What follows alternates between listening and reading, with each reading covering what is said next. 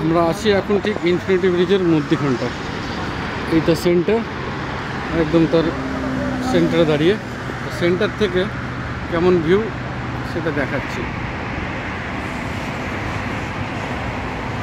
এটা জাহাজ আসছে, এইরকম জাহাজগুলো শারজা পর্যন্ত যায়।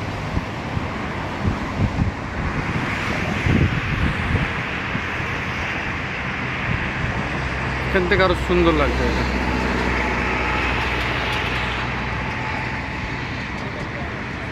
দুবাই ফ্রেম এখান থেকেও দেখা যাচ্ছে। এই হচ্ছে দুবাই ফ্রেম।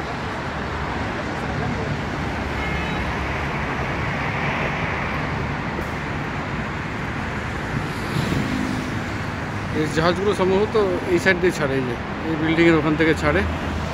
সেখান থেকে অনেকে শারজা যায়, আর ওদিকে আর একটা জায়গা আছে, ওখানে গিয়ে থাকে।